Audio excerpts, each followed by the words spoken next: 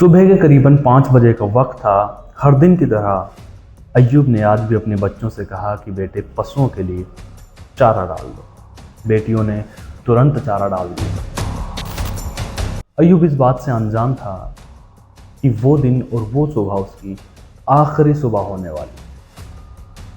वो हाथ, जिन हाथों को उसने पाल पोंछ कर मजबूत किया, बड़ा किया, वो हाथ उसकी गर्दन तक पहुंचने वाले हैं। अतीन के पास एक गांव है मलोखड़ा, जिस गांव में एक लड़के ने अपने ही पिता की हत्या कर दी। और ये हत्या किसी हथियार से नहीं हुई, आप और हमारे घर में इस्तेमाल होने वाली कपड़े काटने वाली कैंची से हुई। कहानी क्या है ये समझ लीजिए। इस कहानी के 4 मुख्य पात्र हैं। अय्यूब, उसकी पत्नी हंसीरा, उसका बेटा अनीस और दूसरा बेटा मनीष।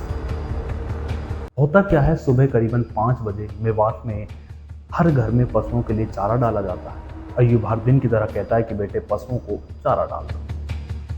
उसका बेटा अनीस, जो कि पहले से ही झगड़ालू रहा था, बात बात पे झगड़ता रहता था, वो इसी बात को लेकर के बहस शुरू कर देता है अपने पिता अय्यूब से, पशुओं को चारा डालने को लेकर। बहस कब हाथापाई में बदल जाती है पता भी नहीं चलता। और वो दरिंदा बेटा अनीस हाथापाई तक नहीं रुकता, अपने घर में जाता है और कपड़े काटने वाली कैंची को लेकर के आता है और अपने पिता की गर्दन में घुसा देता है। इसके बाद जब उसका दूसरा बेटा यानी अनीस का छोटा भाई मनीष अपने पिता को बचाने के लिए आता है, तो अनीस उस पर भी उसी कैंची से हमला कर देता है, जिससे मनीष भी घायल हो जाता है। अनीस की मां हंसीरा ने बताया कि उसका बेटा शुरू से ही झगड़ालू था। इसके अलावा उस गांव के सरपंच और स्थानीय लोगों ने भी कहा कि वो गली में हर जगह पे झगड़ा करता रहता है।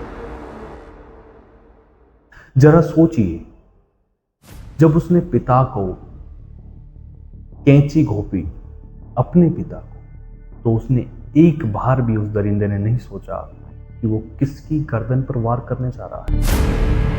कैंची लगने के बाद पिता अय्यूब लड़खड़ाते हुए अपने घर के आंगन में गिर जाता है और वहीं तड़पते हुए दम तोड़ देता है।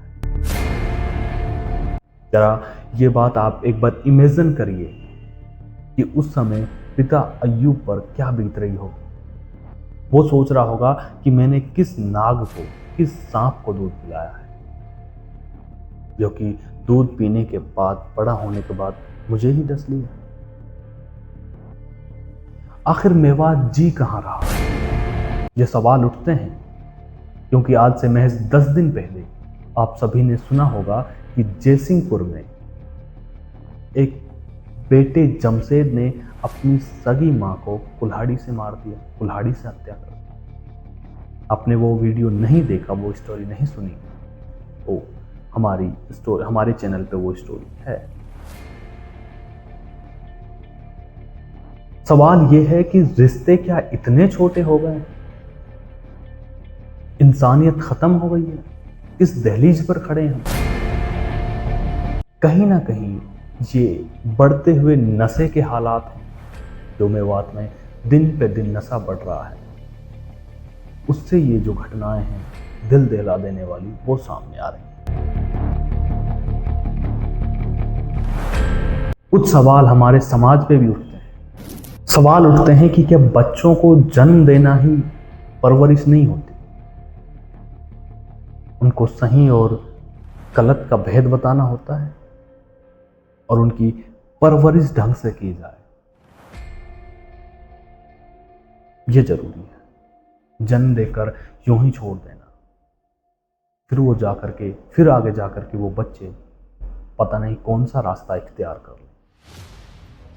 तभी कहते हैं कि अपने बच्चों का ध्यान रखें और अच्छी से अच्छी परवरिश से उन्हें एजुकेटेड बनाएं। मेवात वैसे ही इतने पिछड़े पायदान पे खड़ा है। मेवात आज के टाइम में किस पायदान पे खड़ा है? ये बहुत जल्द एक वीडियो आने वाली है, प्रॉपर रिसर्च मैं आपको बताने वाला हूँ कि मेवात कहाँ पे खड़ा है और बाकी हरियाणा और पूरा भारत मेवात से कितने आगे है।